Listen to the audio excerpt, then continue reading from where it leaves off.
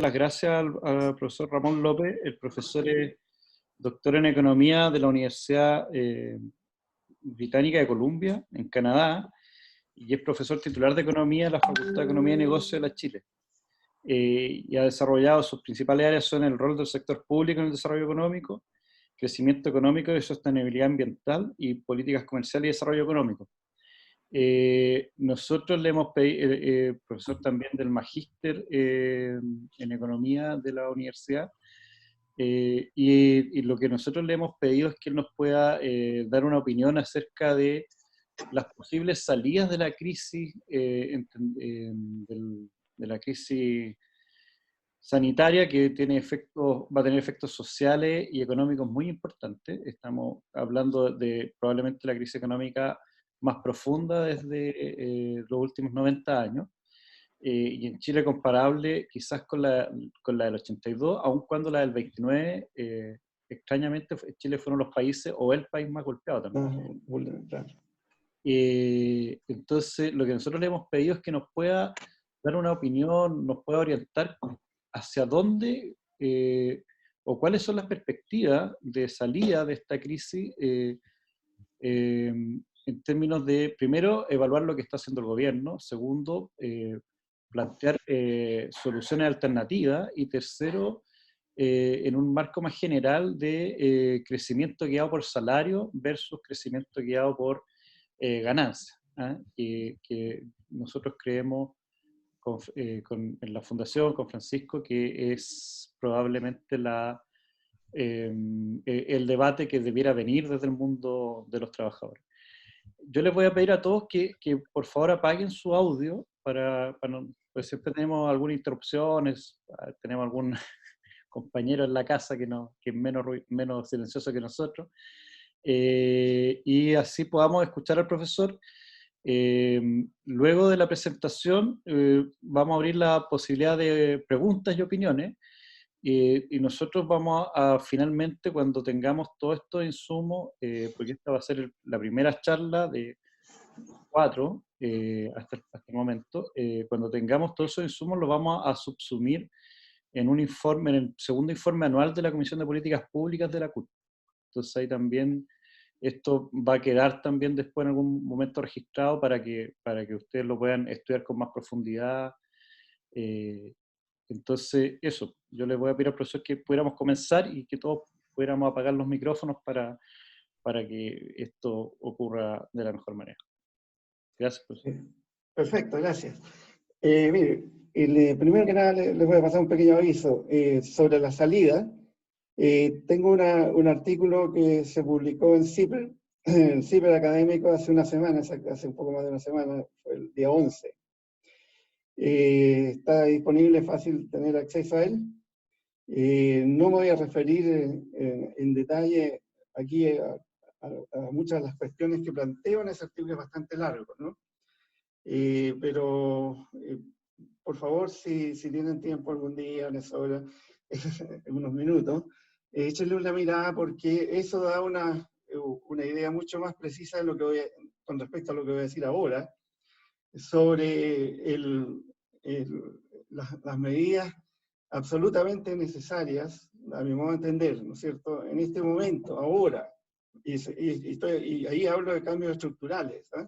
Y no es que la ocasión sea inadecuada, al contrario, este es el momento de poderlo hacerlo. Desgraciadamente tenemos un gobierno que probablemente no lo va a hacer, pero de todas formas es muy importante tener un debate sobre ese tipo de medidas estructurales, porque ahí planteo un concepto bastante simple del riesgo que corre el país dado estos dos grandes shocks, ¿no? El levantamiento popular, que a mi modo de entender, eso fue de octubre, y noviembre, y diciembre, por una parte, y por otro lado ahora el shock sanitario, y además en un contexto de depresión mundial, que es lo que se espera. Prácticamente todos los economistas están planteando de que la economía mundial va a entrar en depresión, no estamos hablando de recesión, y de la cual va a tomar muchos años en salir. Entonces, el gran riesgo al país, te planteo un poco la teoría del caos, ¿no? Es que cuando uno cruza un cierto umbral eh, de exasperación, de bronca, y ahora de pobreza, porque lo que yo espero, o sea, no espero, yo creo, espero que no sea así, pero en la forma en que vamos a salir de esta crisis sanitaria va a ser con una cantidad extremadamente grande, una alta proporción de la población que va a terminar en una pobreza, pero de frentón, ¿no? Y eso, digamos, la analogía es muy similar a, a la gran depresión en Chile de Pinochet del año 82-83, ¿no? Vamos a terminar en ese tipo de condiciones, con 25-30% de desempleo, con salarios muy reducidos, con ingresos muy reducidos y con una alta proporción de la población en condiciones realmente difíciles. Y en esa época, los que somos más viejos nos acordaremos, ¿no es cierto? Hubo un levantamiento popular, a pesar de que estábamos en un régimen que era absolutamente dispuesto a todo, ¿no? A asesinar, y de hecho asesinó tanto.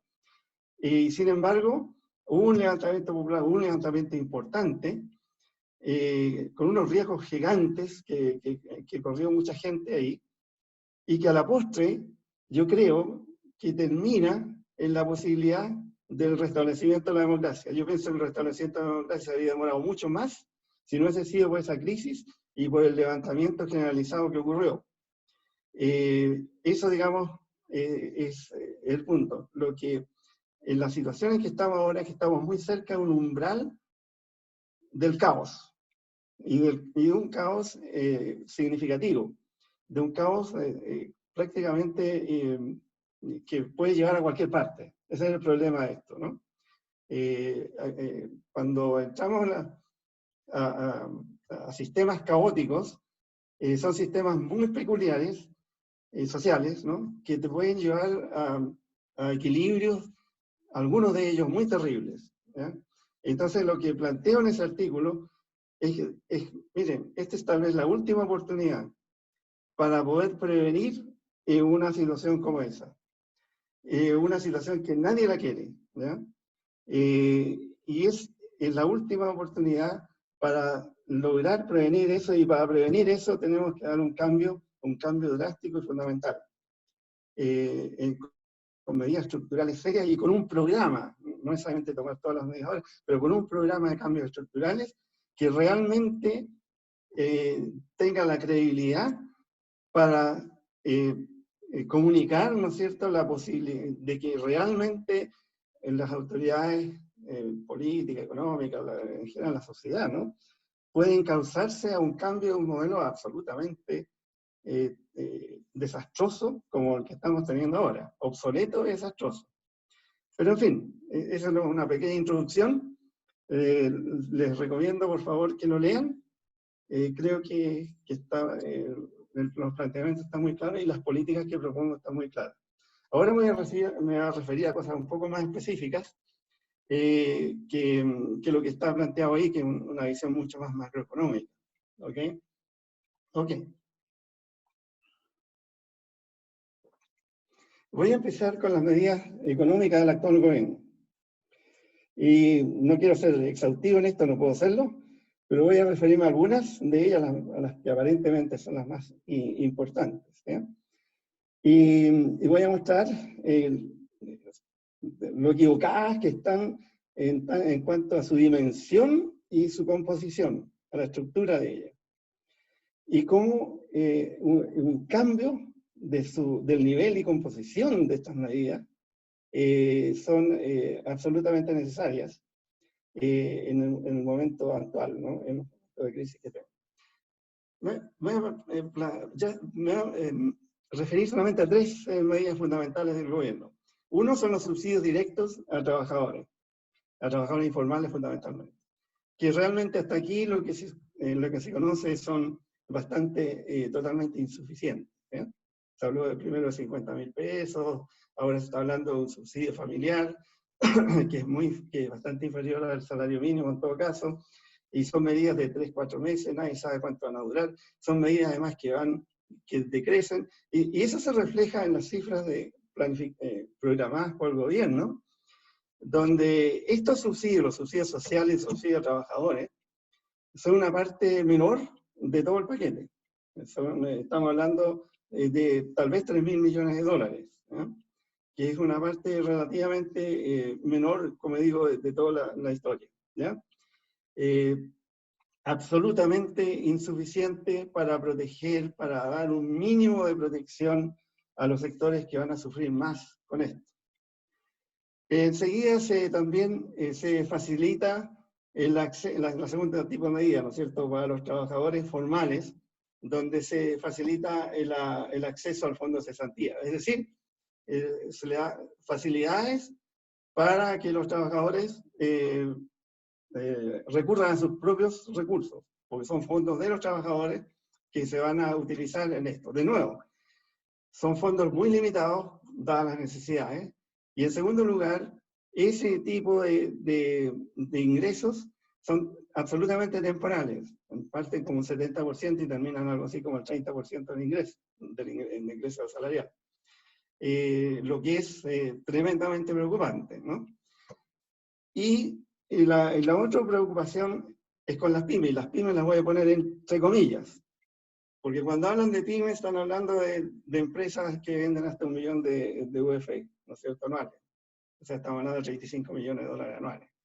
Yo no consideraría con esa definición estamos hablando de otra cosa. Y la ayuda, como sabemos, se canaliza a través de la banca privada. Y es muy claro, ¿no es cierto?, que esa ayuda es indirecta. Una gran parte de esa ayuda, hay una ayuda directa también a través de otros fondos especiales, pero la parte más significativa de esa ayuda se hace, ¿no es cierto?, que un subsidio, son créditos subsidiados básicamente, y con garantía estatal por una parte de ellos. Se hace fundamentalmente a través de la banca privada, y esto, hay muchas historias acá, pero la banca privada va a actuar en su propio beneficio, como siempre lo ha hecho.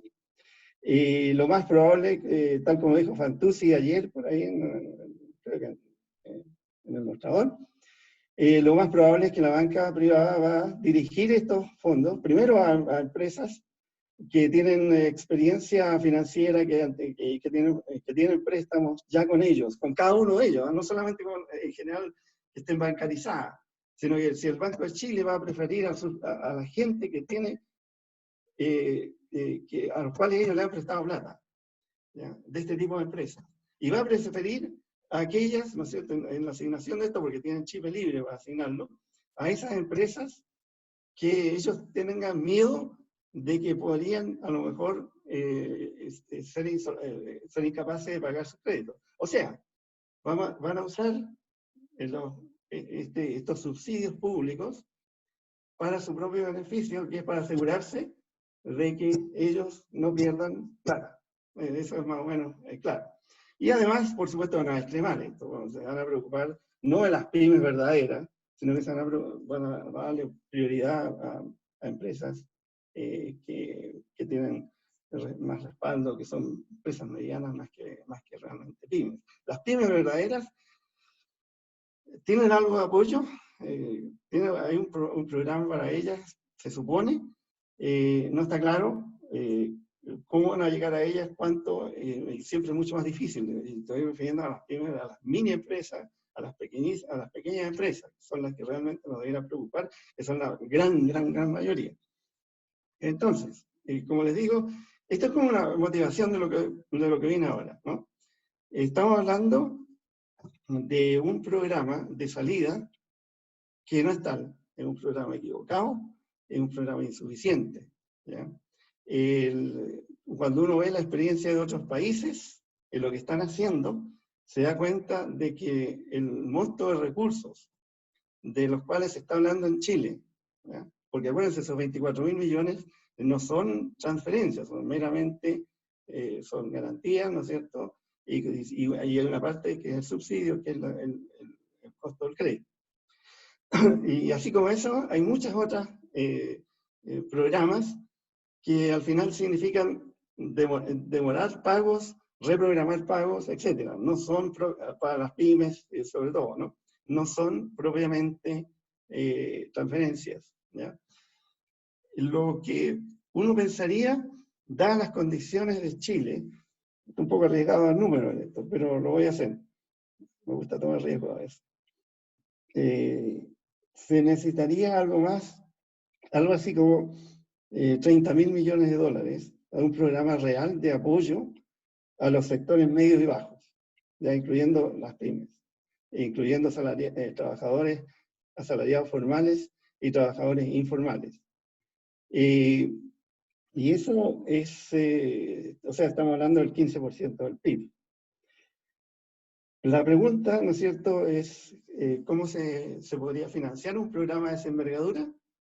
Siempre los economistas canónicos están pensando en endeudamiento y también en recurrir a los fondos soberanos, que no son tan grandes como nos quieren hacer creer. Estamos hablando de máximo 20.000 millones de dólares. Y como también van a ir a ayudar a las grandes empresas, de alguna manera, ya Piñera ya mencionó alguna forma de que, según él, que las empresas, que el sector privado se ayuda a sí mismo, lo que no es cierto. Si después quieren, podemos discutir eso, los bemoles y los riesgos que significa ese programita de los acreedores. Hay riesgos gigantes, por supuesto. Los riesgos no son para las grandes empresas, los riesgos son para los dueños de los fondos de las que están en las AFP en este momento, de todos los chilenos, riesgos para impuestos internos y riesgos para los trabajadores, porque los trabajadores, ¿no es cierto?, si eso se hace, aparentemente eso se va, hasta donde yo entiendo, lo estaba discutiendo, lo mencionó el ministro de Hacienda, lo mencionó Piñera de nuevo esta semana. Si eso se hace, el problema es que te tira para atrás a los acreedores existentes, ¿ya? ¿Y quiénes son los acreedores existentes? Son las AFP y son los trabajadores y impuestos internos. Y esto le da prioridad a los nuevos acreedores.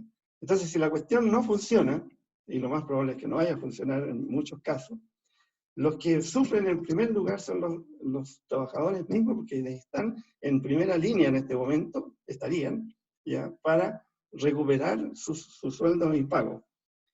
Y después va a sufrir impuestos internos y ciertamente pero en fin, no quiero entrar en detalle en eso, pero sí quería mencionar lo que esto significa. Otro detalle, otro punto sobre esto: las empresas privadas, las grandes empresas privadas, están extraordinariamente endeudadas.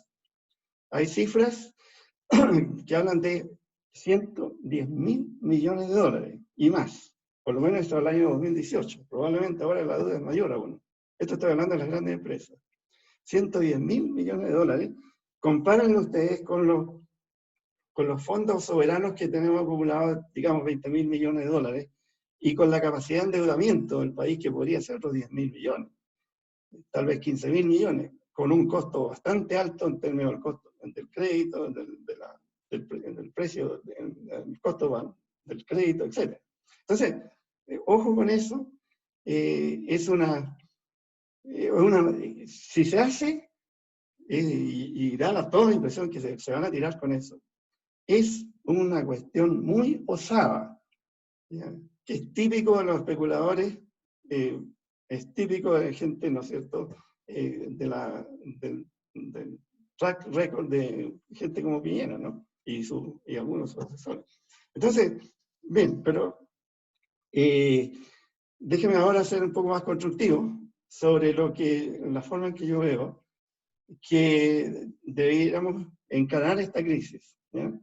Y ya no, antes de hablar de medidas más de largo plazo o mediano plazo, hablando estrictamente de la situación coyuntural actual.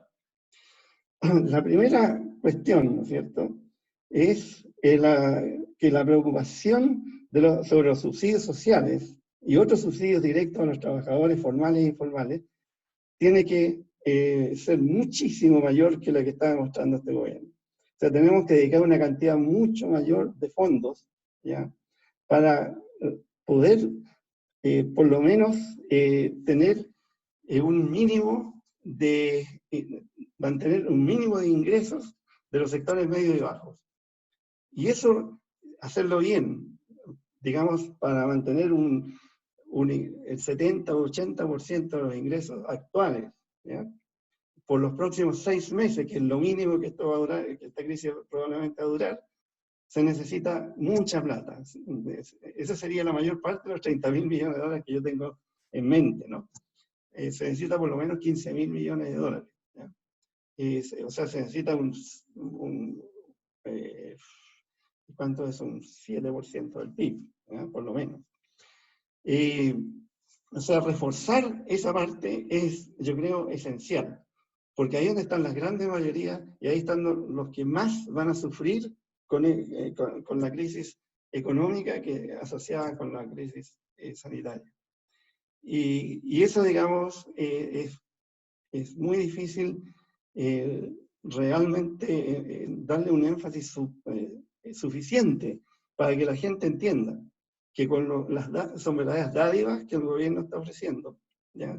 Y además está ofreciendo a los trabajadores formales meramente recurrir a sus propios ahorros, que es el fondo de cesantía, ¿no? Entonces, es realmente fuerte lo que se está haciendo, realmente discriminatorio, ¿no? Clasista, etcétera, ¿no? Estoy hablando ahora de la composición de la estructura de los planes de ayuda, ¿no? Donde el énfasis sobre esto, que debería ser el centro, ¿ya?, de esta historia, es bastante bajo, ¿ya? Ahora, fíjense una cosa, según los economistas de gobierno, los políticos, ¿no?, les interesa mucho favorecer a las pymes. Perfecto, ¿no? Es muy importante mantener a las pymes, es muy importante que las pymes subsistan en la mayor parte de ellas, el máximo número posible, para sostener el empleo, etcétera, etcétera, etcétera, ¿ya? Sin embargo, las medidas de apoyo a las pymes son bastante indirectas, como les decía antes, en las críticas que planteaba al programa de gobierno. No es claro cuánto va a llegar a las pymes reales, de todo esto que se está planteando en términos de ayuda. Y por otro lado, la mejor forma de realmente apoyar a las pymes es a través de esto, lo que acabo de mencionar. Es a través de un aumento importante, de una protección importante de los ingresos de las capas medias y bajas, fundamentalmente los trabajadores formales, los trabajadores informales, etc. Y el ingreso familiar, ¿no? Porque son ellos los que compran, demandan, son ellos los que constituyen el mercado de las pymes. Gran parte de las pymes dependen de las ventas. ¿A quiénes? A este tipo de gente. No en las ventas a la clase media alta. Depende del mercado que componen los sectores medios y bajos que acabo de mencionar. Y el problema de las pymes ha sido siempre, es cierto, siempre se habla del crédito. El crédito es una cuestión. Nunca se ha solucionado. Nunca. Es que no tiene solución. Porque no tiene solución a través del mercado privado, ¿no? A través del mercado. Porque los bancos nunca van a prestarle a las pymes, ¿verdad? Y no le van a prestar por muchas razones. Primero, por un problema de riesgos. ¿Para qué? Si ellos pueden prestar a empresas que dan mucho menos riesgo, que son más grandes, medianas y grandes que tienen menos riesgo. Y segundo, porque el costo de procesamiento de los créditos pequeños es muy alto, los costos fijos.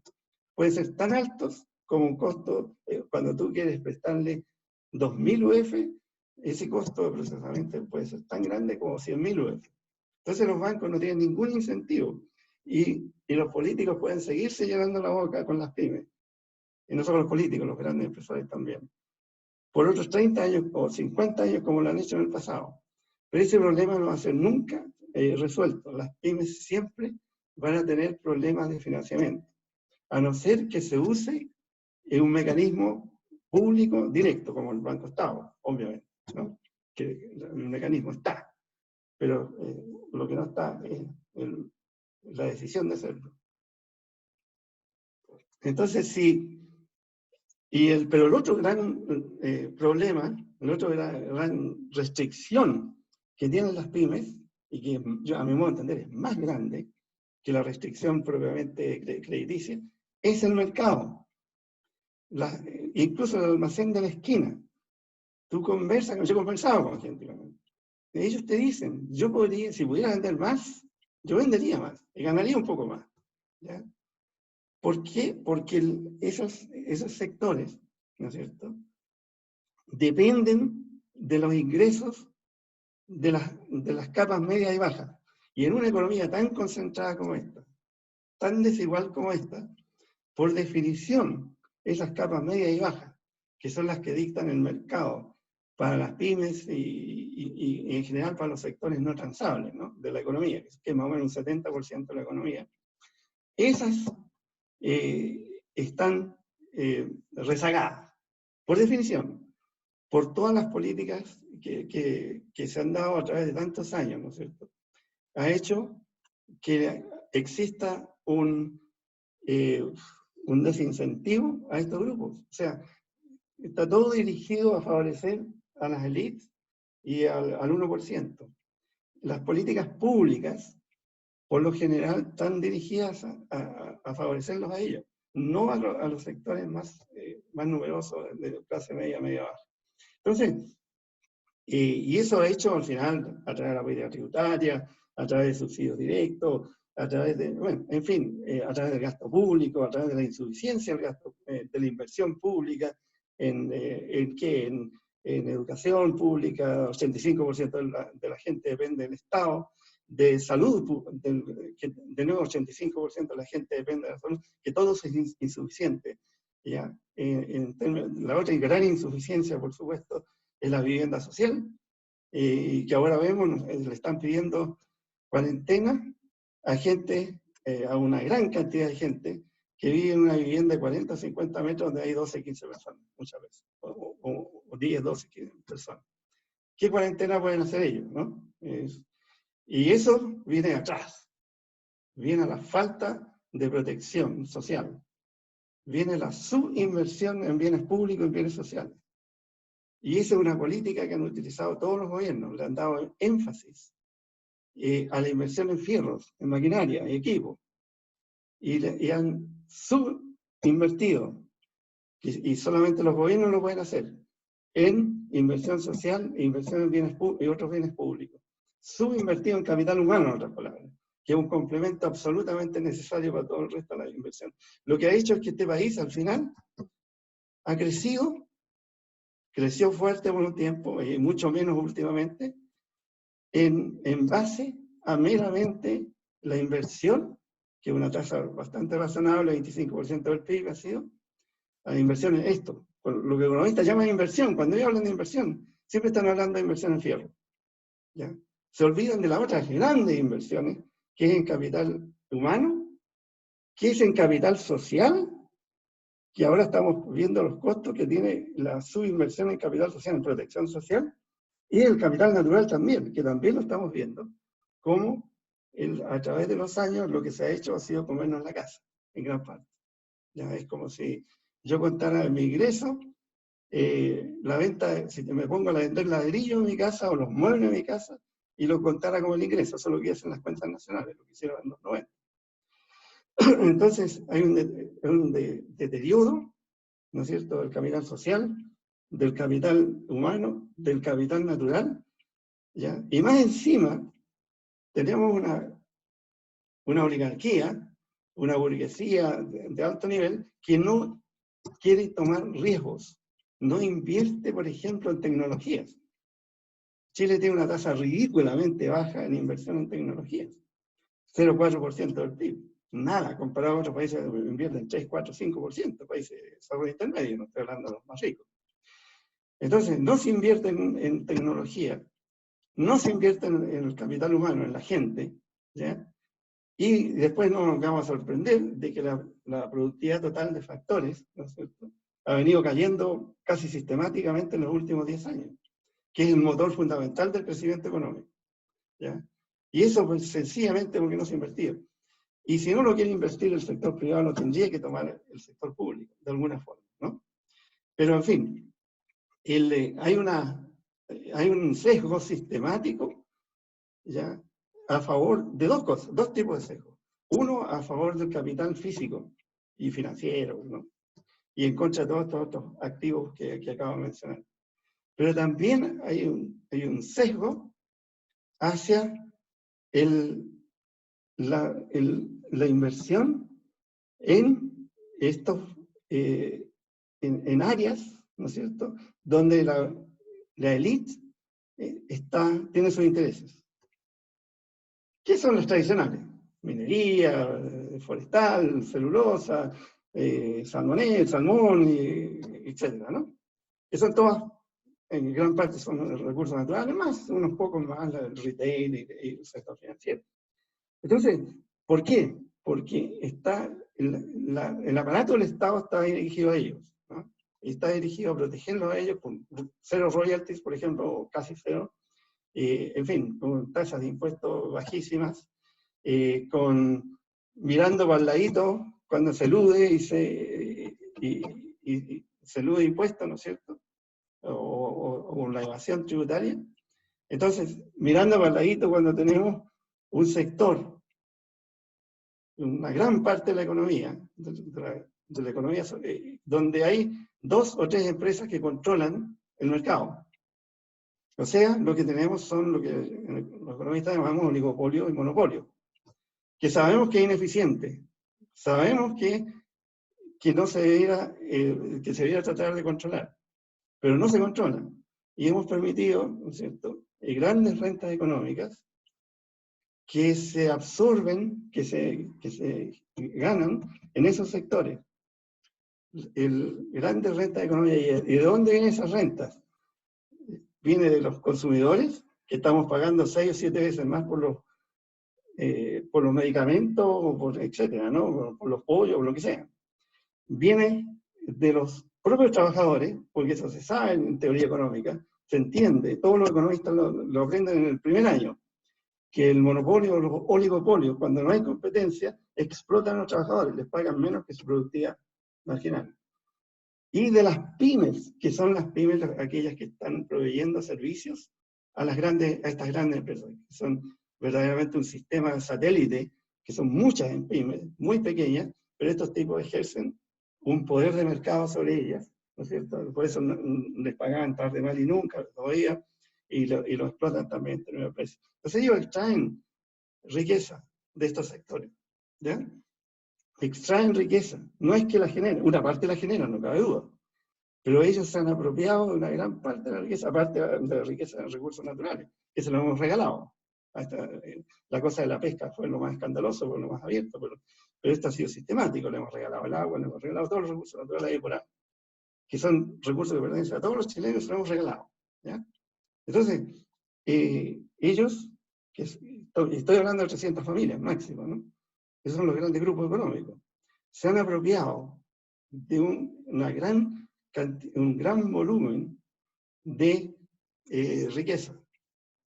No la han creado, una parte la han creado, sin duda, pero una gran parte se han apropiado. ¿Dónde está esa riqueza?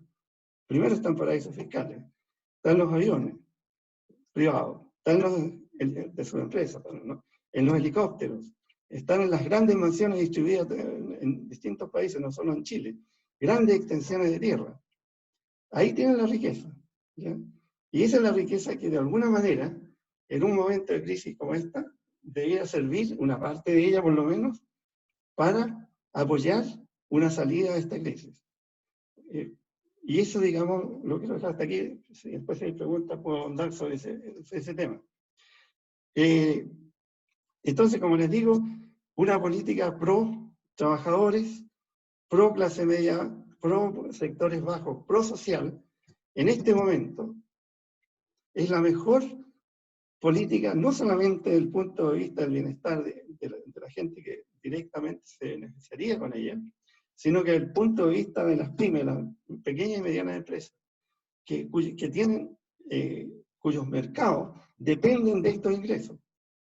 Entonces, mientras que todas estas políticas indirectas a través de financiar crédito, promover crédito, etcétera, o demorar pago, etcétera, ¿no? Son tremendamente poco efectivas y cuestan mucha plata.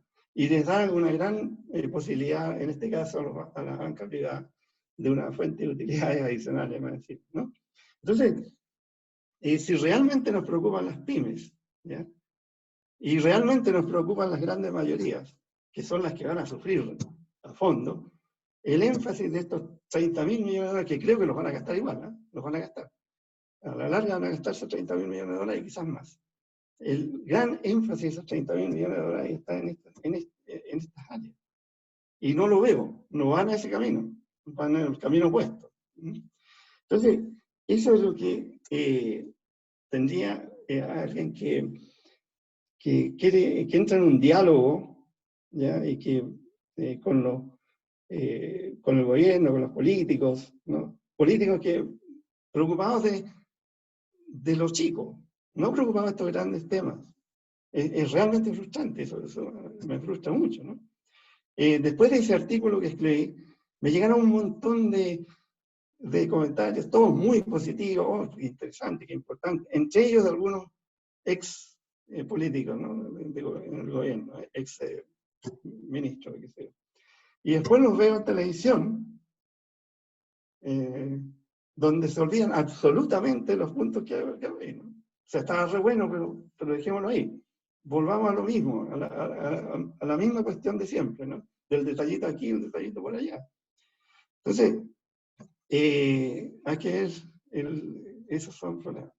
Déjeme ahora hablar un poco sobre la cosa macro, más de mediano plazo, como ahora estamos medio pasados, ¿no? La cosa de mediano plazo. Esta es la oportunidad para entrar al largo plazo, para entrar al mediano y largo plazo. Esta es la gran oportunidad, ¿no? ¿Por qué? Hay dos maneras de promover el crecimiento económico. Una forma es a través de la promoción de las ganancias, de las utilidades. Más subsidios, más bajos impuestos. Chile tiene unas tasas, tiene en este momento, ¿no es cierto?, la recaudación tributaria de Chile es de alrededor de 20% del PIB. Si uno lo compara con cualquier país de ingresos medios, ¿no? E incluso por debajo del promedio de Latinoamérica. Y si lo compara con cualquier país de ingresos medios, es muy por debajo. Vale, un ejemplo, Uruguay tiene 28-30% del PIB. Uruguay.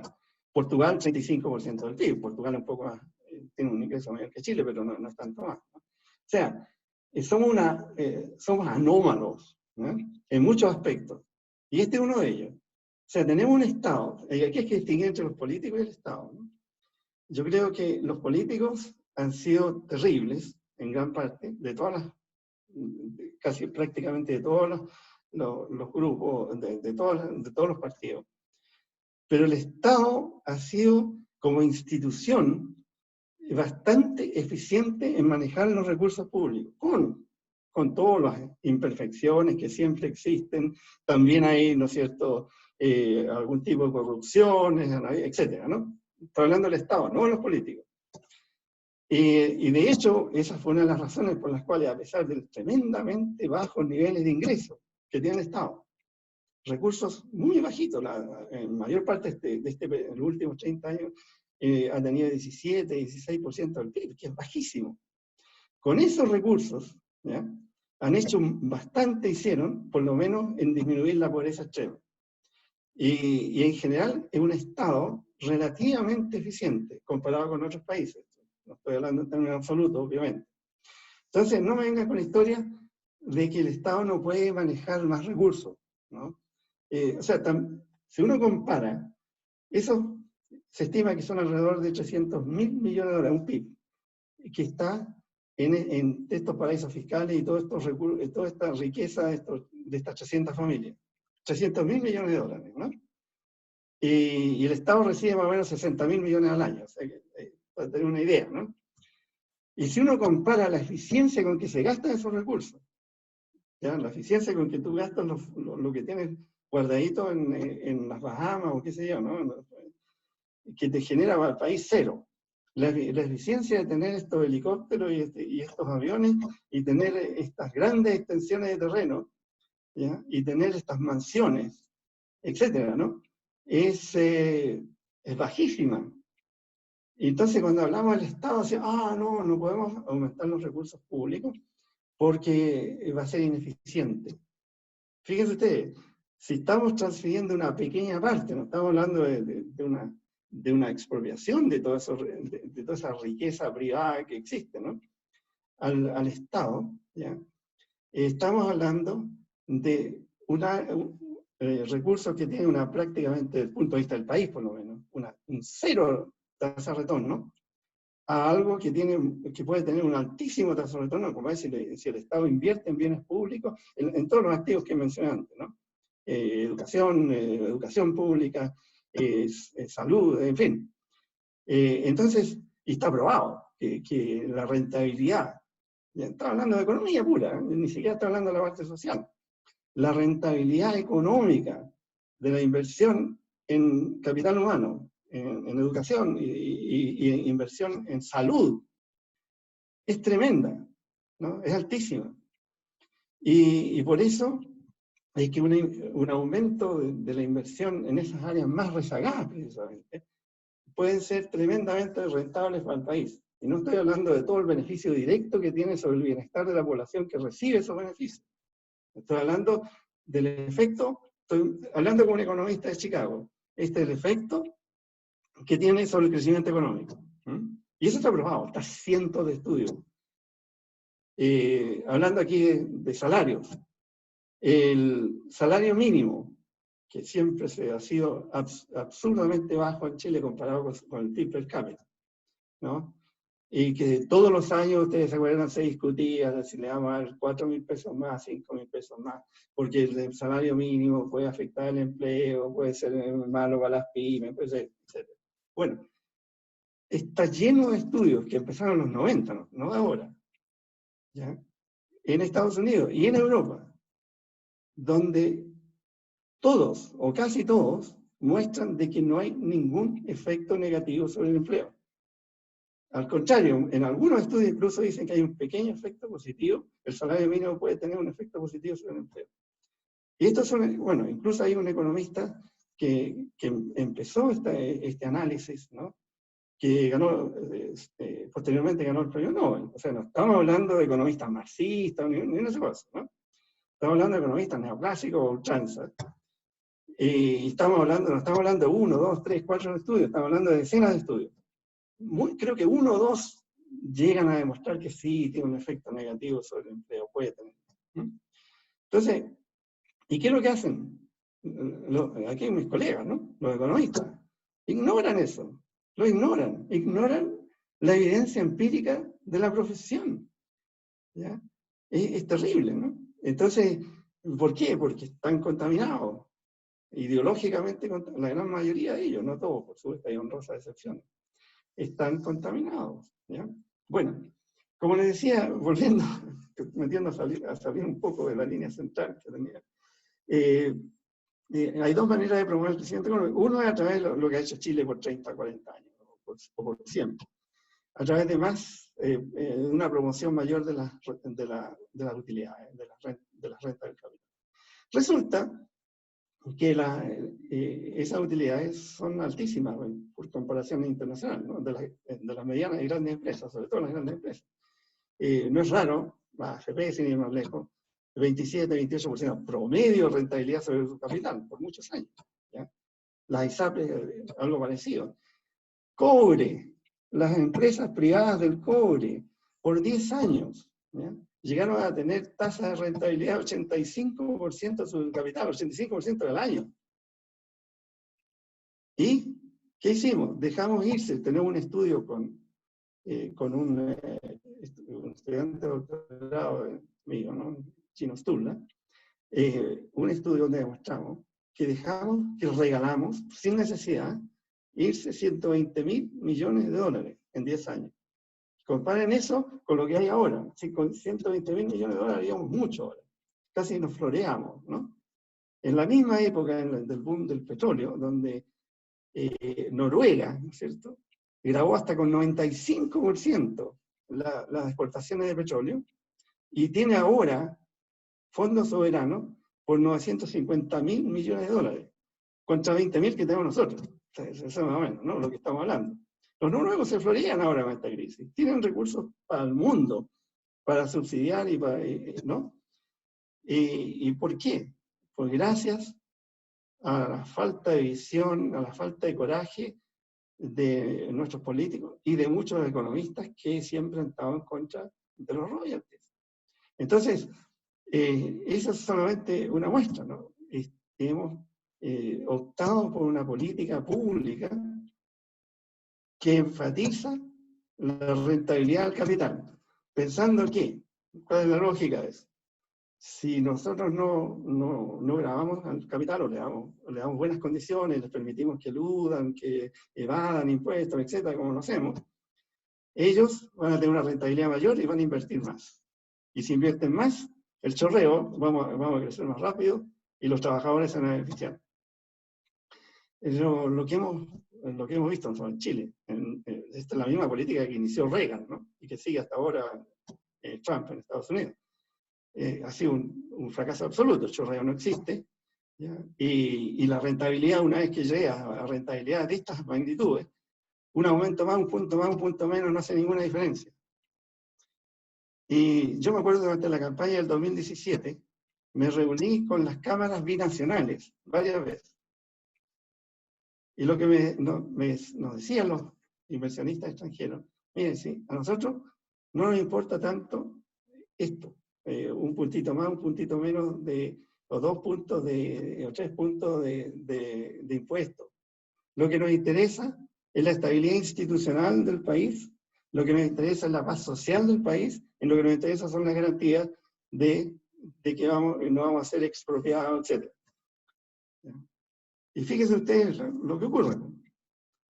A raíz de esas políticas, de insistir, ¿no es cierto?, tosudamente por tanto tiempo, en estos puntitos más, en estos puntitos menos de impuestos, ¿no?, le hacen la guerra a Bachelet, la desprestigian porque controlan los medios de comunicación, la dejan sin liderazgo prácticamente, porque estaba sacándole unos puntitos más, pues. Eran unos 3 puntitos del PIB que le estaba sacando, ¿no? Que al final se diluyó en algo bastante menor. Y era justamente ¿para qué? Para invertir en bienes públicos, quería invertir en educación, quería invertir más en salud, etc. O sea, era una movida muy tímida, pero en la dirección adecuada. Y se le viene el mundo encima, ¿no? Por esos puntitos más, puntitos menos. ¿Y cuáles son las consecuencias de eso en el mediano plazo? Cosas como octubre, ¿no?, donde justamente lo que más le preocupa a los inversionistas, sobre todo a los inversionistas extranjeros, y me imagino que a estos también, a los de aquí, es la paz social que se pierde, ¿ya? La estabilidad social que se va en las bailas, que amenaza la estabilidad política, que amenaza todo. Eso sí que tiene efectos negativos sobre la inversión. En fierro, estoy hablando, ¿no? Y por supuesto también sobre el Estado. Si el Estado no recauda, no puede invertir. Entonces, una ceguera tremenda, ¿no? Difícil de entender. Y una insistencia en más de lo mismo, sobre todo mis colegas, ¿no? Mis colegas que son tipos inteligentes, bien preparados, qué sé yo, pero siguen con la misma idea de hace 2 años, 10 años, 20 años atrás. La misma idea, insistiendo en las mismas medidas, ¿ya? Y eso es, como digo, una estrategia basada en la promoción del capital y de las utilidades. Pero esto lo sabemos también en matemática, en economía, ¿no? Cuando hay restricciones. Hay algunas restricciones que son más importantes que otras. Algunas restricciones que limitan, en este caso, el crecimiento o lo que sea, ¿no? Y otras que no. Y lo que pasa, ¿no es cierto?, es que las restricciones a la tasa de retorno del capital en Chile no es limitante. Si aumentamos un poco la tasa de retorno del capital, lo único que logramos es un empeoramiento de la distribución de ingresos. Piensen ustedes que el año pasado estuvimos a un paso, a un milímetro, de aprobar una reforma tributaria espantosa, pero descarada, ¿no? Donde se le transfería, a través por lo demás de una política que es totalmente inefectiva en promover inversión, ¿ya? Se le transferían 900, 800, 900 millones de dólares al 1%, a la élite. Y estaba lista, ¿no se acuerdan? Estaba lista en el Congreso, se iba a aprobar. Si no hubiera sido por el levantamiento popular, esa cuestión se aprueba. Era un traspaso de riqueza, más todavía, como decía Galbraith, ¿no? El problema, como lo ven los políticos y los economistas, es que los ricos son demasiado pobres y los pobres son demasiado ricos. Entonces, tratemos de apoyar, ¿no es cierto?, en este caso a los ricos. Era un traspaso absurdo de recursos porque no tenía ningún efecto. Yo escribí varios artículos sobre eso. Ningún efecto sobre la inversión. Cuando tú permites, ¿no es cierto?, una integración total como lo que querían, lo único que hace, ¿ya?, es aumentar el consumo de los que reciben dividendos, básicamente. No es ningún incentivo, y hayan razones, lo discutimos, no voy a volver a eso. Bueno, afortunadamente eso no ocurrió, pero fue gracias al levantamiento popular, nada más. En segundo lugar, la segunda alternativa, ¿ya?, es la promoción de los ingresos del trabajo. Y ahí eso ocurre y es efectivo cuando la demanda, cuando una de las restricciones fundamentales del crecimiento económico es la demanda efectiva, la falta de ventas insuficientes. Y aquí tenemos un 70% del Producto Nacional que se genera en sectores que dependen del mercado nacional. O sea, 70% de la economía que está sujeta a estas restricciones de demanda, ¿ya? Y una de las formas más efectivas, y que además es una forma adecuada para redistribuir ingresos, ¿no?, es a través de políticas pro salario, como las políticas que mencioné anteriormente para salir de esta crisis.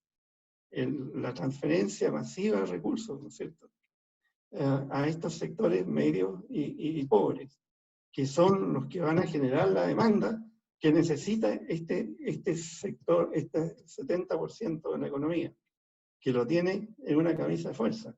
Entonces, de estos dos grandes mecanismos que existen, ¿no es cierto? La mayor parte de los economistas no reconocen el segundo. Para ellos la demanda no existe, la demanda se crea sola, ¿no? Ellos solamente reconocen la promoción, ¿no es cierto?, de las utilidades y las ganancias. Y cualquier política que haga eso es bueno. Y cualquier política que una pequeña forma, ¿ya?, actúe contra eso es mala. Y te la van a criticar y eso, ¿no? Entonces, si estas políticas, ¿no?, de no gravar el capital, los ingresos de capital, no grabarlo lo mínimo posible, tienen el otro lado de la moneda. ¿Cuál es el otro lado de la moneda? Que el Estado no tiene recursos suficientes. Esa es la razón por la cual, porque no queremos gravar a esta élite, es por la razón por la cual el Estado tiene, ¿no es cierto?, estos recursos tan bajos. Y esa es la razón por la cual no hay plata para la salud, no hay plata para la educación terciaria, secundaria, no hay plata para la educación prebásica, no hay plata para aumentar la vivienda social, no hay plata para mejorar las pensiones, etc. Esa es la razón. No es porque no haya plata. La plata existe, hay 300.000 millones de dólares posados. Es porque no queremos gravar, ¿no es cierto?, este tipo de ingresos que son gigantescos. ¿Y qué hacemos en lugar de eso? Usamos un IVA que es excepcional en Chile, comparado con otros países, donde no tiene prácticamente no tiene excepciones. Gravamos con IVA los alimentos, todos los bienes esenciales, 19%, parejo. Grabamos medicina, grabamos todas las cosas esenciales con el IVA, lo cual lo hace tremendamente regresivo. O sea, el Estado, la tasa de impuestos indirectos en Chile es una de las más altas del mundo, como proporción de los impuestos totales, como 50%, ya que son tremendamente regresivos, ¿ya? Y esos recursos son los que se usaron para beneficiar, no sé, para los programas antipobreza, etc. O sea, le sacamos la plata de un bolsillo a la ciudadanía y se la ponemos al otro lado, ¿no? El IVA es uno de los mecanismos más regresivos. Todos los países lo tienen, casi todos los países, pero lo tienen con excepciones importantísimas, ¿no? ¿Por qué es regresivo? Porque tú pagas 19% si ganáis 300 lucas y pagáis 19% si ganáis 30 millones mensuales, ¿ya? Y no pagáis 19% si ganáis 30 millones, porque ese es un impuesto sobre el consumo. El gallo que gana 300 lucas se lo gasta todo y paga el 19%. El tipo que gana 20 millones o 30 millones probablemente gasta el 20% y el otro 80% de su ingreso queda libre de impuestos. Es tremendamente regresivo, ¿ya? Entonces, financiar problemas sociales a través del IVA es absurdo. Y lo que cabría en este momento, ¿ya? Una vez que la cosa se empiece a acercarse a algo parecido a la normalidad, sería reducir el IVA y compensarlo con un mayor impuesto a las rentas. Compensarlo con un impuesto a la riqueza, ¿ya? Eso aquí se asustaron mucho cuando nosotros producimos en esa época un impuesto a la riqueza de 2% para riquezas por encima de 5 millones de dólares. Bueno, en Estados Unidos hubo 2 candidatos demócratas que casi estuvieron cerca de ser los elegidos, que justamente propusieron eso, un impuesto, por supuesto a partir de riquezas de 50 millones, son mucho más ricos. Y nadie se asustó, al contrario. Bernie Sanders tuvo un gran apoyo, y sobre todo entre la gente joven. Y aquí se asustan, ¿no? Aquí, oh, qué terrible, ¿cómo vamos a hacer eso? Pero esos son el tipo de impuestos que uno quisiera. O sea, no solamente queremos un mayor volumen de recaudación para el sector público, para que el sector público pueda invertir en bienes públicos y pueda invertir en bienes sociales de todo tipo, y a través de eso redistribuir ingresos, sino que además queremos un cambio en la estructura impositiva, ¿ya? Que de una vez por todas reduzca el IVA para los productos esenciales. Entonces, fíjense usted, cuando uno mira los datos, esto ha salido en la prensa varias veces, hay países, la mayor parte de los países de la OCDE, miden la distribución del ingreso antes y después de los impuestos y el gasto público, ¿ya? Cuando uno mira lo que le llaman Gini, que es una medida muy mala, pero una medida de distribución, en países de la OCDE que tienen este sistema, lo que tú ves es que ese Gini, mientras más alto, más desigual el país, baja pero una enormidad, ¿no? En otras palabras, reduce la desigualdad en algunos países en 30, 40, 50%. ¿Qué tenemos en Chile? No solo en Chile, en México igual, no cosa atroz. México esta vez peor que Chile. Que después de los gastos del gobierno y después de las transferencias, después de todo lo que hace el gobierno, al final ese Gini casi no cambia. O sea, en otras palabras, la distribución es tan desigual antes como después. Y eso en parte se debe a que el nivel tributario es muy bajo. Y en segundo lugar, a que la composición de los impuestos ya es perversa. Es una composición que depende extraordinariamente de impuestos indirectos que son muy regresivos. Y esa es, digamos, la tarea, ¿no? Es una tarea gigantesca, pero no por ser gigantesca y también en este momento utópica, debiera la gente que tiene interés en esto, que realmente quiere el bienestar de las grandes mayorías del país, dejar de discutirla. Esto debería estar al frente de la discusión. Y más aún, deberíamos usar esta coyuntura ahora para empezar a movernos en esa dirección. Dar señales claras de que nos estamos moviendo en la dirección de mejorar la equidad de este país, que nos estamos moviendo en la dirección de cambiar este modelo que ha sido tan dañino a la postre, ¿no? Porque eso ya es una señal clara, coherente, consistente, de que vamos a hacer cambios estructurales de verdad. Eso puede aplacar en gran medida un levantamiento caótico que a mi modo de entender, tiene una alta probabilidad de ocurrir una vez que esta crisis termine. Y además va a hacer que la gente salga de esta crisis un poco menos pobre, un poco menos extremadamente pobre.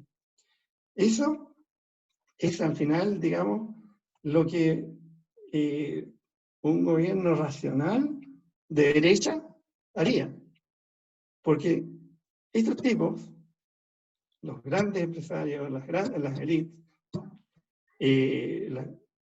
no querrían, no debieran querer matar la gallina de huevo de oro. Y para no matar la gallina de huevo de oro tendrían que ceder. Eso es lo que pasó, miren, termino con esto. Finlandia, en 1953. Finlandia era tan pobre como Chile, era tan especializada como Chile en recursos naturales, y tan poco equitativa como Chile.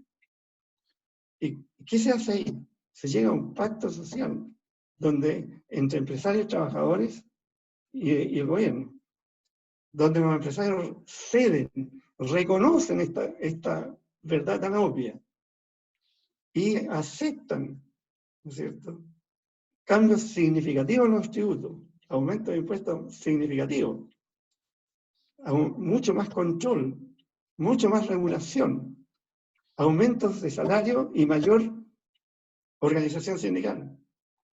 Lo aceptan, ¿no? Y se llega a un acuerdo. Y vean ustedes dónde llegaba Finlandia. Nada de lo terrible que auguran aquí ocurrió. Al contrario, ¿no? Finlandia hoy día es un país próspero y con una distribución del ingreso y la riqueza más que aceptable. Pero se tuvo que llegar a eso. Ahora, hay una razón para eso, que es que la oligarquía finlandesa de la época tenía terror al bolchevismo. Y estos están al lado de Rusia. Entonces tenían mucho miedo de que los bolcheviques se tomaran el poder y le mataran la gallina de huevos de oro, pues. Eso es lo mismo. ¿Ya? Entonces ellos prefieren aceptar una moderación de sus ingresos, ¿ya?, actuando racionalmente y mirando a futuro, a fin de no matar la gallina de huevos de oro y a fin de prevenir, ¿no es cierto?, unas condiciones extremas que podrían haber sido fatales para ellos mismos. Bueno, he hablado demasiado. Preguntas. Muchas gracias. Ahora vamos a abrir la posibilidad de las preguntas. Sí. Que tenga preguntas que se pueda anotar. Yo, bueno, voy a partir yo mientras los demás piensan sus preguntas. Sí que yo estábamos discutiendo la otra vez con otros colegas sobre efectivamente sobre que en esta coyuntura se provocan como un par de fracturas desde el punto de vista de la incertidumbre, ¿no? Que si no somos capaces de resolverla, es probable que la economía, más que tenga un rebote tipo B corta, ¿no?, que es la que propone el Banco Central o la misma que también propone el FMI, tengo una salida tipo U, o sea, que caiga, se arrastre un poco, después vuelva a crecer. Y que eso dependía de manera muy importante de las certidumbres que tenga la población, o sea, en la medida que no existe certidumbre acerca de cuál va a ser el nivel de demanda dentro de la economía y tampoco existe certidumbre de cuándo se termina esta situación sanitaria más grave, es muy difícil que las empresas que las familias gasten y que las empresas inviertan. Entonces, resolver esa incertidumbre, por ejemplo, a través de una renta básica de emergencia, en el sentido de entregarle renta a las familias y que ellos sepan que esa renta va a llegar en los meses que se requieren, 3 meses, 6 meses, 4 meses, pudiera resolver, como decía usted, el que tanto la actividad económica hacia las pymes, pero también la certidumbre que necesitan los bancos para entregar los préstamos. Si los bancos no ven una economía que se vaya a levantar, no van a prestar porque los niveles de riesgo son muy altos. Entonces, un poco entonces yo tengo la impresión de que y ahí va mi pregunta, que tengo la impresión que de alguna manera si el gobierno con sus políticas no logra resolver los niveles de incertidumbre que se están creando en estas dos dimensiones, sanitaria y de ingresos familiares, lo que uno puede proyectar como crisis sanitaria se va a alargar como crisis económica. Eh, y ahí de alguna manera la responsabilidad sería básicamente las políticas de gobierno y no de... O sea, no es una crisis insalvable, sino que finalmente estamos apostando por no salvar la crisis. ¿Espero otra pregunta o...? Sí, por favor. Martín, ¿puedo? Por favor, Martín. Mira, un poco en la misma dirección de lo que plantea Fernando. En estos días hemos conocido una resolución de una propuesta, digamos, en Holanda, ¿no? ¿No escuchas? Mal, muy bajo. Ya. En estos días hemos escuchado una propuesta en Holanda respecto a cómo salir de esta crisis, cómo proyectarse para adelante, que incluye, entre otras cosas, el garantizar un ingreso básico, ¿no? a toda la población. Y eso se ha escuchado también en otros lados, en la idea y se ha experimentado incluso, de que el garantizar un ingreso básico a la población lo que provoca es un efecto dinamizador de la economía y obviamente espanta todos estos fantasmas de que usted no habla, digamos, ¿no? O sea, en algunas de nuestras discusiones yo he planteado de que existe una falsa ilusión de que terminada la pandemia o las restricciones, la gente va a salir como loca a comprar, ¿no? Y usted ha dicho, este país va a salir mucho más empobrecido, ¿no?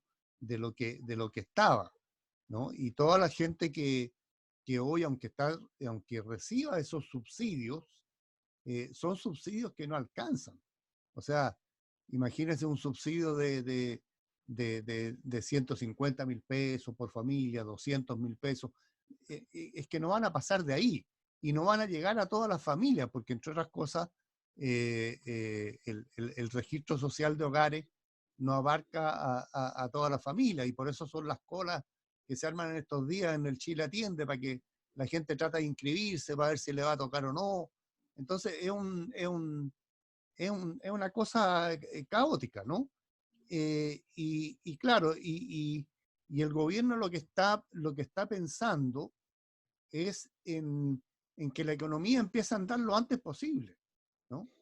Y hoy día en el discurso de Piñera, este que se anunció en la mañana, pero que fue al mediodía, volvió a plantear eso, digamos, o sea, necesitamos, dijo, cambió el término, dijo apertura segura, ¿no?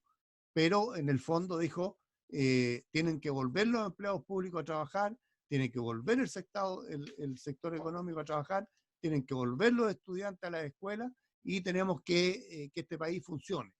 Porque para ellos este país funcione significa una idea un poco utópica, ¿no? De que a la gente no le ha pasado nada en todo este tiempo, ¿no? Los que han estado sin salario, tenemos un 30% de de informalidad en el mercado laboral. Tenemos toda esa gente de pymes que ha dejado de obtener recursos, que yo no voy a abundar en lo que usted ha dicho, de que los bancos probablemente no le van a prestar a esas pymes, ¿no? Por el riesgo que tienen, porque además muchos de ellos no están bancarizados, ¿no? Los más chiquititos no están bancarizados. Uno al señor de la feria, ¿no? o al señor del camión, lo ve con un bolsillo tremendo y saca un turro de billetes con un elástico amarrado y lo más probable es que no tenga ni cuenta corriente, ni jamás se haya acercado a un banco, digamos. O sea, esos son los viejos que pagan al contado, donde lleguen van comprando al contado. Hoy día es objeto de sospecha pagar al contado, digamos, porque el gran negocio de las tiendas es que uno use la tarjeta para que te cobren el porcentaje. Bueno, entonces, no sé qué le parece a usted, digamos, esto de que podamos establecer la idea de, yo creo que efectivamente hay que trabajar en una dirección de un pacto social que fue quebrado, digamos, por la dictadura, porque existía de algún modo un cierto acuerdo, y ese pacto social debiéramos tener una suerte de decálogo, por decirlo así, como esta propuesta que surgió entre profesores, investigadores holandeses, que en el fondo son, no sé, 5, 6, 10 puntos, ¿no? Esto es lo que el país necesita, que usted lo ha nombrado todo, digamos, la inversión en el fondo en bienes públicos, ¿no? Que son precisamente los que construyen la riqueza del país, el capital humano, el capital natural, la salud, la vivienda. Es decir, el plan reactivador tiene que ir por ahí y buscar también, yo coincido, buscar de que no se produzca un empobrecimiento mayor, porque si no, la perspectiva de que la recuperación no sea tal y se prolongue por muchos años, ¿no? Es muy alta. O sea, de esto se está hablando hoy también, la prensa cuenta algo, se está hablando hoy también en Estados Unidos, ¿no? Y en Europa. O sea, no es tan claro, digamos, que incluso el plan europeo de 400 y tantos mil millones de euros es considerado poco, ¿no? Para lo que hay que invertir. Y para nosotros es una barbaridad. O sea, no una barbaridad, digamos, una tremenda cuestión, digamos, ¿no? Bueno, y aquí estamos hablando de 30.000, pero eso es mucho para las pretensiones de este gobierno. Eso. Ya, le voy a dar la palabra, mira, a Patricio Rivero y después a Patricia Silva, y si alguien quiere anotarse en el chat, me piden la palabra y yo les doy su turno. Perdón, ¿cómo te llamabas tú? ¿El anterior? Martín Pascual. Martín Pascual. Del Este Centro. es Patricia. Ya. Patricio Rivero está sin audio. Ahí sí. ¿Ahora sí? Sí. Ahora sí me escuchan, ok. Quisiera dar las gracias por esta invitación que a mí me invitaron a través de un grupo de agrarios por una nueva constitución. Así que muchas gracias, Sandra, ¿ah? Por esta invitación. Escuchar aquí al profesor Ramón siempre es muy bueno. Yo tengo una consulta que es bien puntual. En virtud de este cambio tecnológico y como esta deficiencia en torno a la productividad, que no es lo mismo que rentabilidad, porque fueron rentables muchos años, pero fueron muy poco eficientes, ¿cómo usted ve el futuro en virtud de estas nuevas plataformas comunicacionales, de un nuevo relacionamiento del trabajo, que de alguna otra forma están impulsando ciertos cambios tecnológicos, y todos sabemos que eso puede traer ciertos también algunos problemas dentro del mercado del trabajo? Entonces, ¿cuál es su visualización, al menos del mediano plazo, o incluso también en el corto, acerca de este aceleramiento de las nuevas tecnologías incorporándose ya al hueso, al mundo del trabajo.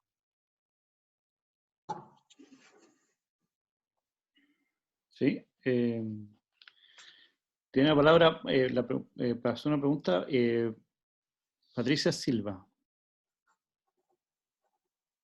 conocida como Patti Silva, está sin volumen. Sí. Hola a todos, don Ramón, buenas tardes. Soy Patricia Silva, abogada, asesora sindical. La verdad que de ahí me cuelgo con estos temas, economista cero, más bien metida de la lectura y de participar en varios grupos en esta materia. Yo creo que comparto mucho los temas que ha señalado, y especialmente el tercer punto, que era como la oportunidad que estábamos hoy día de poder dar un salto y pensar en un mediano y largo plazo, ya, en el contexto de esta nueva salida. ¿Cómo vamos a salir de esta crisis sanitaria con un componente fuerte económico y social, sin duda? Pero Chile, a diferencia de otros países, aunque varios podríamos estar en situaciones más o menos similares, pero me voy a referir a mi país porque no conozco más que allá de la prensa, lo que puedo leer de Francia u otros estallidos sociales. Chile nos pilló la pandemia en pleno estallido social.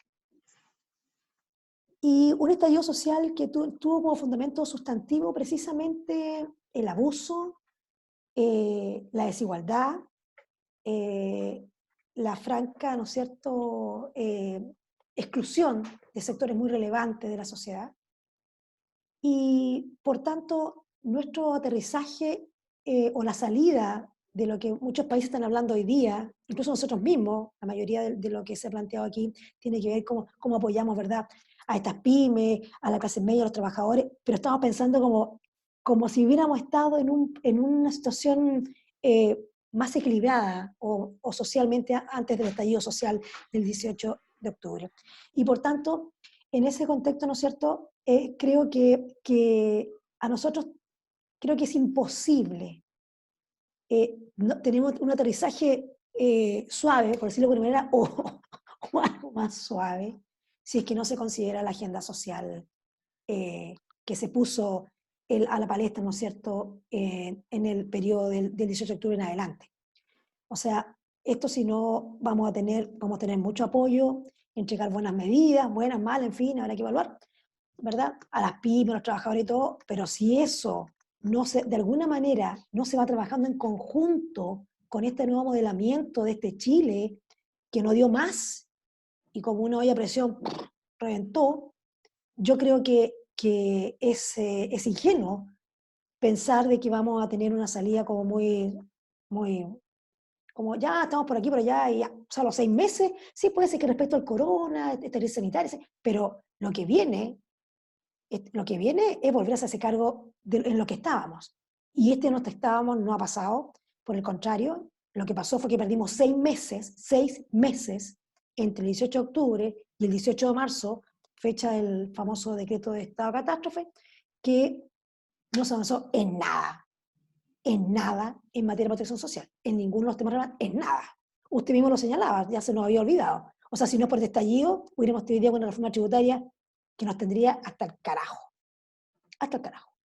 Entonces, uno entiende de que la salida tiene que, o sea, necesariamente, y creo que ese es el principal rol que tenemos que tener nosotros, digo, este sector, ¿no es cierto?, en términos de volver a retomar esa agenda y al menos tener dos o tres pilares, o no sé si hay más de pilares, pero no sé si tampoco creo que es mucho más que medidas, que hay que mover, que hay que trabajar y hay que tener más o menos preparado para que este avión cuando aterrice se encuentre con una cancha relativamente, porque los estallidos, chiquillos, todos estamos de acuerdo, fue una fuerza, potencia, pero el estallido también tiene un costo importante, económico también tiene un costo importante, social, y los pagan siempre los mismos, los más desposeídos, los más vulnerables.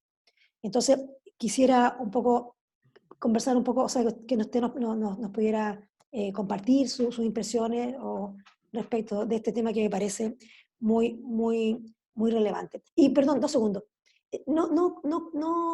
Esta cosa de dar certeza al sector económico, a los empresarios, chiquillos, ellos tienen 2 diarios, 3 diarios, y con eso suben y bajan las acciones, colocan la inestabilidad económica del país como quieren. En el gobierno del presidente Bachelet, cuando el presidente Bachelet pretendía avanzar en una serie de aspectos, ¿no es cierto?, en la agenda social, finalmente ellos convirtieron el país en una incertidumbre total, blufearon como quisieron, dejaron absolutamente inestable la economía gracias a puros titulares de diario de un montón de economistas baratos, ¿no es cierto?, que andan hablando a partir de defender sectores e intereses concretos. Así que eso, gracias. ¿Quieres que comente sobre esto ahora, Fernando? ¿Fernando? No te escucho. Roberto, o sea, ahora sí, disculpa. ¿Quieres que tome estas 4 cosas primero? Es que nos queda una última opinión de ya, Roberto. una quinta. Ya, okay. Y ya Dale. hacemos el Dale. cierre. Ya, Roberto. Sí, bueno, gracias por la invitación y gracias, profesor, por la presentación que me parece ha sido súper clara, iluminadora y ayuda a ordenar un poco un montón de cosas que uno tiene en la cabeza. Hay como una primera reflexión y una pregunta. La reflexión es que totalmente de acuerdo con la línea que han seguido casi todos, que tiene que ver con lo que viene después, ¿no? Y a mí me parece que de lo que viene después, claramente, voy a tomar el ejemplo que dio de Finlandia solamente porque lo dio, pero en términos de lógica es que el modelo económico y social nuestro ya está absolutamente agotado y si no se hace un esfuerzo por construir algo distinto, vamos a ir de tumbo en tumbo. Y ahí el punto es que, a mi juicio, lo que hoy día tenemos perdido hace mucho tiempo es un modelo de sociedad más común, ¿no? Y el tema del diálogo social y llegar a algunos acuerdos son absolutamente básicos, sino en general uno no hay acuerdo por ningún lado, a ningún nivel, porque siempre estamos hablando de cosas distintas y objetivos distintos, y por lo tanto ahí hay un tema que es una conversación de sordos. Y ahí yo creo que el mundo de los trabajadores organizados y los empresarios organizados, empleadores organizados, tienen un rol importante que cumplir, que claramente el mundo político hoy día no ha sido capaz de hacerlo. Por lo tanto, ahí, desde el punto de vista del mediano plazo, efectivamente hay que sentarse a tratar de construir algo más colectivo. Pero sobre la situación de ahora, y absolutamente de acuerdo ahí con el tema de cómo se mantienen los ingresos de los sectores medio y bajo, bueno, de todo, pero sectores medio y bajo, para que efectivamente el nivel de consumo de alguna manera se mantenga y por lo tanto las pequeñas y medianas empresas también tengan ingresos más permanentes y se genere un círculo virtuoso. Y en ese nivel el tema de la renta básica, que yo estoy de acuerdo, y de otras medidas, yo creo que obviamente uno siempre esperaría que los recursos en este caso vinieran del Estado y por lo tanto que el subsidio, por ejemplo, de los trabajadores formales no fuera sacado el subsidio de cesantía, pero bueno, ahí está, digamos, a lo menos que el subsidio de cesantía sea en un 80% permanente, 6 meses, como usted decía, no sé, algo hay que hacer. Y en esa lógica de inyectar recursos, se ha conversado y se ha discutido en varios lugares la viabilidad política y financiera de retirar fondos de los fondos de AFP, entendiendo que los fondos de AFP son fondos individuales que están en su mayor parte invertidos en inversiones que son de carácter especulativo, alguna más, alguna menos. Se ha visto que incluso el fondo E, que es el más conservador, sigue perdiendo plata, por lo tanto el tema especulativo está, y por lo tanto cómo calcular cuánto vamos a perder si sacamos algo o no es bastante difícil, porque en realidad hay otras variables exógenas que no las podemos considerar. El cálculo es que si uno, estoy hablando de cálculos lineales, por supuesto, si se retirara el 5% de los fondos de la AFP son aproximadamente 11.000 millones de dólares y el 10 representa aproximadamente 22.000 millones de dólares, si todo el mundo lo sacara. Y esa es una inyección súper fuerte para la familia, para la economía familiar, pero también es una inversión, una inyección súper fuerte de recursos para la economía del país en un momento de crisis. Es cierto que no abarca todos los sectores, por supuesto, porque hay sectores mucho más precarizados que no tienen esos fondos, pero bueno, pero es un sector que podría ser abordado y a lo mejor otros sectores más precarizados con otros subsidios más directos. ¿Qué opinión le tiene al respecto de esa decisión que yo creo que hoy día es más política que financiera? Eso, gracias. Ahora sí. Ya. Sobre el punto de incertidumbre, la verdad que yo estoy de acuerdo con Patricia. La incertidumbre es una excusa que siempre ha usado la oligarquía, pero han sido los primeros en generarla cuando les conviene. Y ellos, lo que necesitamos, ni siquiera necesitamos ahora que inviertan mucho, lo que necesitamos es que estén dispuestos a salvar sus propias empresas. Si aquí hay que distinguir entre que son estas grandes empresas y los dueños de ellas, que son unas poquitas, como les digo, 300 familias de ese orden. Y esta gente que ha obtenido rentas de todo tipo, legales e ilegales, colusión, de todo lo que te puedes imaginar, tiene acumulado una cantidad enorme de riqueza y que está en este momento en condiciones prácticamente improductivas. Y ahora van a venir a decirle al Estado, oye, chuta, mi empresa está como el ajo, ¿por qué no me pasa unos pesitos? ¿Mm? O sea, lo primero que habría que responder ahí, ¿no? Es, ok, salven sus empresas, por favor, capitalícenlas ustedes, ¿ya? Arriesguen una pequeña parte de esos 300 y tantos mil millones de dólares, de acuerdo al Boston Consulting, ¿no? que tiene esta gente. Arriesguen una pequeña parte de eso y capitalicen sus empresas si están en problemas y háganla funcionar como lo haría cualquier empresario mediano o pequeño. Primero usa sus recursos. Incluso algunos llegan a hipotecar sus propias casas y pierden las casas al final, por eso. ¿Cómo es posible, no es cierto?, que vamos a hacer? Porque, le aviso, este plan, como le decían antes, de los supraacreedores que tiene el Estado, que lo que tiene el gobierno ahora y que lo va a sacar, ¿no?, es una manera escondida de transferir recursos de toda la sociedad, entre otros de los tenedores de las AFP, de los trabajadores y del Estado mismo a través del impuesto interno. Es una manera escondida de subsidiar a esas empresas. Es una manera civilina, ¿no? Es una copia de la Chapter 11 de Estados Unidos, el capítulo 11. ¿Qué es lo que es el capítulo 11 de Estados Unidos? Exactamente eso. Le da privilegio a los nuevos acreedores. Pero ese proceso se hace en condiciones normales, no es una cosa de emergencia como ahora, como aquí, como la que se quiere aplicar. Entra a lidiar una cantidad enorme de regulaciones, porque esto se presta para mucho, ¿no? Para mucho tipo de abuso. Y entran las cortes también. Esto va a un proceso que por lo general dura entre 6 meses como mínimo y 2 años. ¿Ya? Entonces, si van a querer aplicar esto aquí, me preocupa extraordinariamente, porque van a sacar algo a la rápida con la característica, ¿no es cierto?, sabiduría de nuestros políticos, y van a dejar un problema más grave que el que quieren solucionar, por lo menos para el resto de Chile, no para los grandes empresarios, como siempre, ¿no? Entonces, yo creo que lo que necesitamos ahora no es que estos gallos sigan invirtiendo. Bueno, está bien, si invierte, fantástico. Lo que necesitamos es que salven sus propias empresas. Y si no, si lo va a hacer el Estado, que el Estado tome las empresas y las estatice, ¿no? Y se haga cargo de ellas. ¿A qué? Al precio de mercado, no les van a pagar a book value, ¿no? Te apuesto que son capaces de pagar book value. Son capaces, no me traería nada.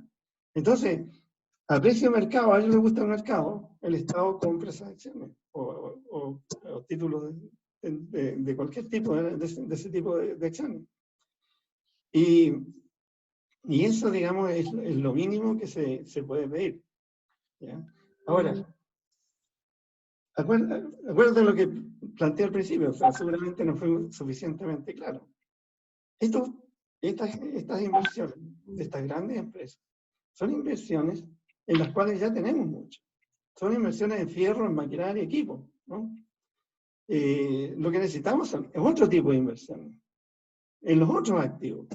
Y eso lo puede hacer fundamentalmente el Estado. Entonces, ¿qué nos vamos a preocupar de darle certidumbre a estos tipos, ¿no? Si en realidad casi no necesitamos inversión, la rentabilidad social de esa inversión es baja.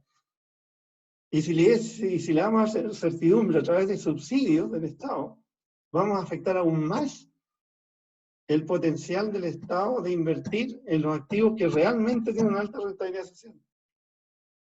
Entonces, ojo con eso. Es muy fácil caerse, ¿no?, en esta cosa y seguirle su historia, ¿no? Que es una historia que aparece en todos los diarios que ven sus economistas, todos los días aparecen con artículos en los diarios. Claro, algunos de ellos ganan 600 millones de dólares al año, 600 millones de pesos al año como directores, ¿no? Salió la lista hace poco. Hay varios colegas míos que están ahí, no 601 solo, que fue presidente del Banco Central. Entonces, tienen su claque de economistas que generan esto, po. Esto es lo que necesitamos de nuevo, más inversión, más de lo mismo, ¿ya? Y lo que necesitamos es otra cosa, ¿ya? Ok. Ingreso básico. Totalmente de acuerdo. Ya estuve viendo la propuesta de los economistas holandeses, y eso sería fundamental. Sería una, ojo, no es una solución de nuestro problema es mucho más serio que eso. Esto sería una forma de mitigar en parte algo que puede ser mucho peor todavía. Y si se hace bien y se destinan recursos en suficiente cantidad, ¿no es cierto?, que significa un montón de plata. Si queremos un ingreso básico, digamos, igual al ingreso mínimo familiar, por ejemplo, al salario mínimo, estamos hablando de una cantidad enorme de plata. No estamos hablando de 2.000 millones de dólares, como está pensando el Estado gastar en estas cosas. Entonces, eso, digamos, yo estoy totalmente de acuerdo con Martín, ¿no es cierto? Es una muy buena idea, pero ojo, esa no es una solución a nuestros problemas fundamentales. Los problemas fundamentales vienen del descontento generalizado, de la vulnerabilidad social espantosa que se ha hecho presente en este país a través del tiempo. Porque en los 90 nos engañaron en cierta forma.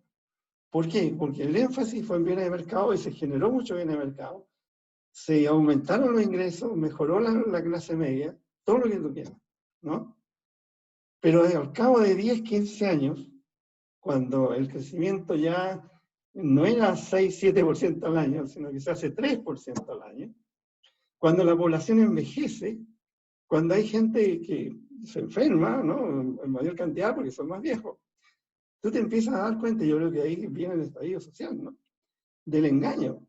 O sea, tenemos ya televisores, a lo mejor un autito, todo una cuestión fantástico. Pero como no existe la protección social, o es totalmente insuficiente, tenemos una gran vulnerabilidad. Si tenemos un accidente, estamos fritos. Una persona que gana 1.200.000, ¿no es cierto?, que tiene un ingreso más que decente, está bien mientras no tenga un accidente y deje de trabajar por 6 meses, 1 año. Ahí ya se transforma en otra cosa. Cuando envejecemos y tenemos que jubilarnos, una profesora que ganaba 900 lucas, de repente se encuentra en 150. Chuta, ¿no? En fin, con el proceso, a través del tiempo, y con el hecho de que la tasa de crecimiento de la economía se desacelera significativamente, porque esta cuestión venía muy lenta desde antes. O sea, Piñera, los economistas de Piñera estaban hablando de 3% de crecimiento en el 2018. Mentira, no habría sido 3%, no habría llegado al 2,3, calculaba yo. Entonces, las desaceleraciones estructurales, un modelo agotado.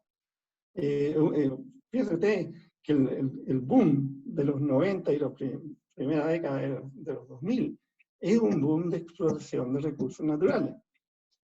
De cobre fundamentalmente, y resulta que la ley del cobre, o sea, la densidad del material con el que se extrae el cobre, está en la mitad de lo que era en esa época. O sea, el costo de extracción está aumentando. tenemos que se han destruido los glaciares y muchas fuentes de agua. Antes se les regalaba el agua como fuera, ¿no? A cero costo.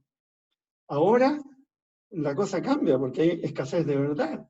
Hay problemas con las emisiones del aire, ¿no? Las emisiones tóxicas que se emiten, no solo la minería, toda esta industria, ¿no? Lo que pasa en Quintero, ¿no? La gente empieza a darse cuenta de que este crecimiento ha tenido un costo para ellos escondido, ¿no es cierto? Insospechado, pagando con su salud, no solo en Quintero, caso extremo, pero en muchas otras partes del país, y la gente empieza a reclamar. Y algo tienen que hacer en términos de regulación, han hecho poco, pero al final algo va a tener que ser. Y si tú regulas, y aumentan los costos de producción, y este modelo que es basado en qué cosa, en dos cosas: extracción de recursos naturales, ¿no es cierto? Y basado también en industrias muy sucias, industrias que ambientalmente son extremadamente sucias. Lo que no quieren producir los países desarrollados, básicamente. La celulosa, la química, la petroquímica, siderurgia, en fin, ¿no? Son, aparte de ser un modelo que se basa en recursos, en la extracción y exportación de la tierra prácticamente, tenemos, ¿no es cierto?, un sector industrial que es tremendamente dañino para el medio ambiente y que afecta a la salud de la población y que a la larga tiene un costo gigantesco en la salud de la población. Entonces hay una cantidad hay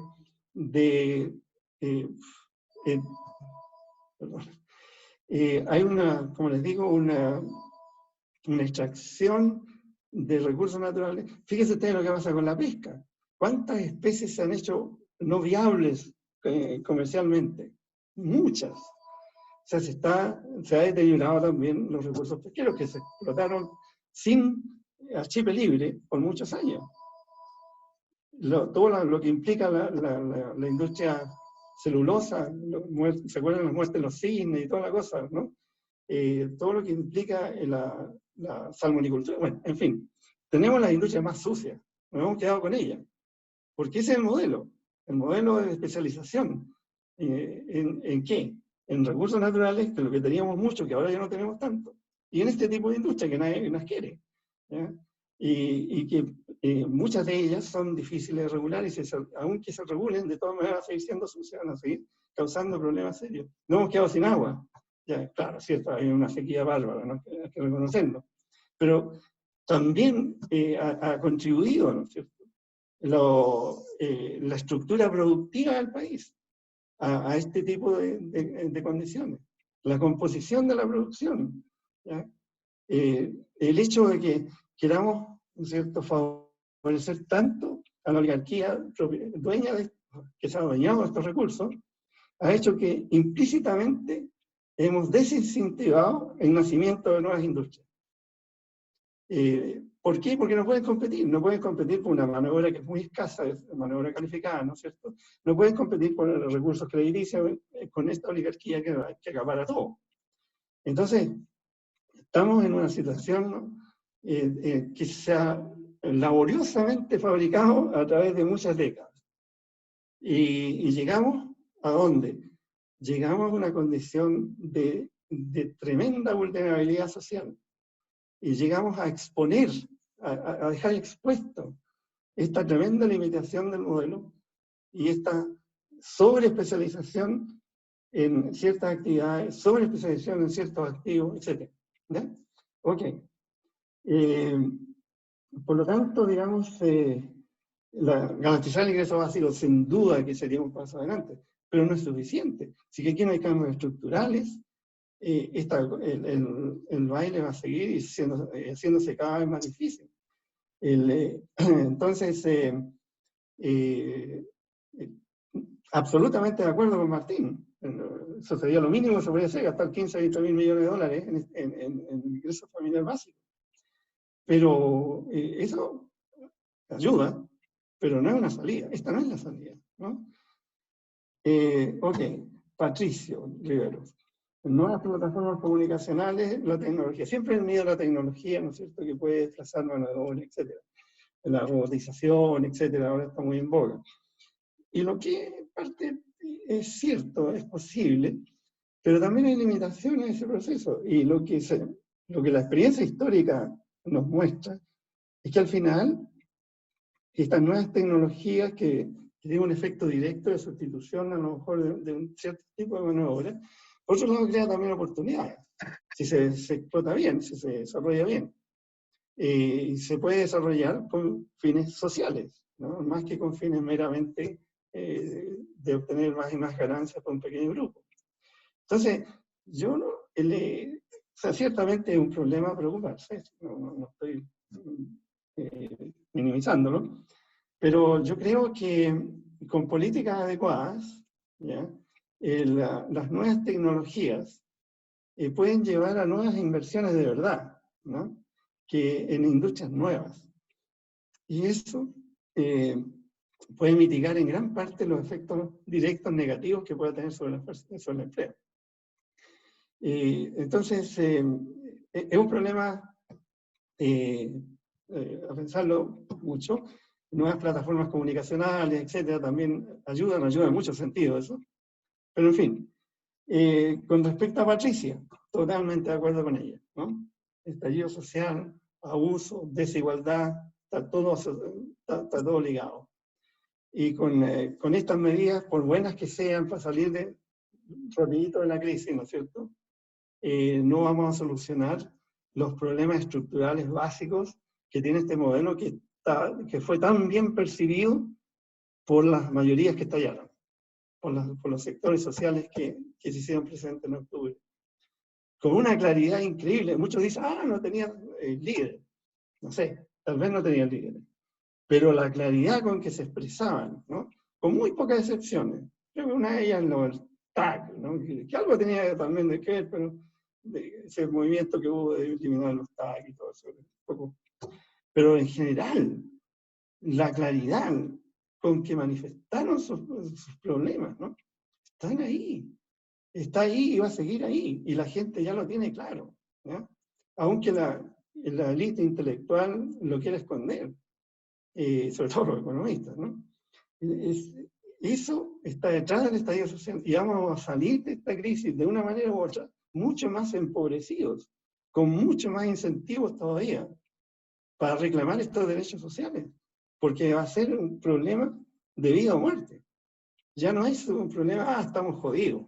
Sí, estamos jodidos, pero podemos estar mucho peor dependiendo de cómo salimos de esta crisis social. Y en ese sentido, esto del ingreso básico y todo eso puede ayudar, en el sentido de mitigar un poquito la bronca con que vamos a salir de esta crisis. Pero si no se toma ni siquiera esa medida, la bronca va a aumentar y además esa condición de que, no tengo nada que perder. ¿Ya? Un momentito, por favor. Bueno,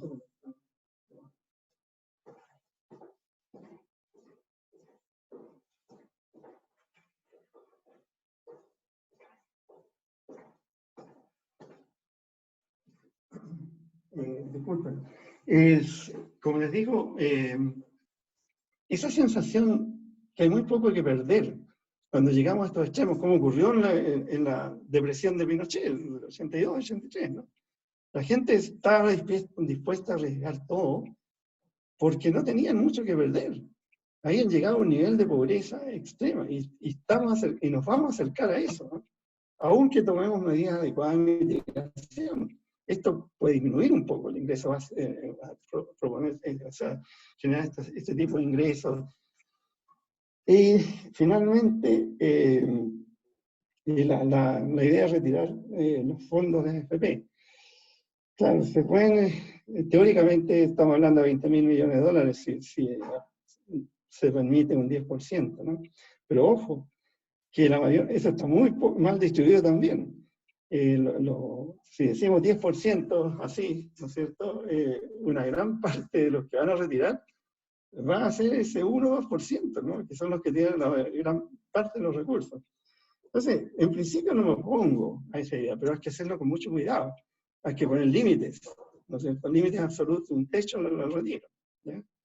Pero eso es, digamos, en mi opinión, no es más que eso, obviamente. Pero el problema fundamental aquí es la estructura de este país, ¿no? Es la estructura social, política, económica. Y que si no se toma el toro por las astas, en algún momento, y este es el momento de hacerlo, yo pienso que podemos caer en una condición caótica en extremo mala, ¿no? En extremo, algo que no hemos vivido. Y como les digo, yo tengo esa referencia de Pinochet, ¿no? Del 83, 82.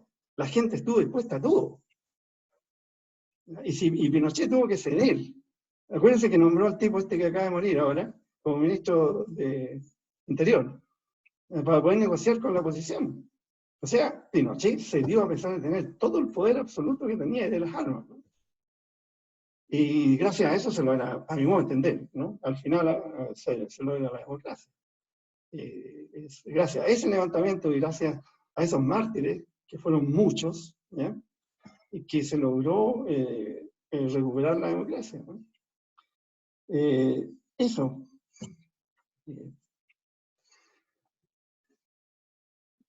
Muchas gracias, profesor.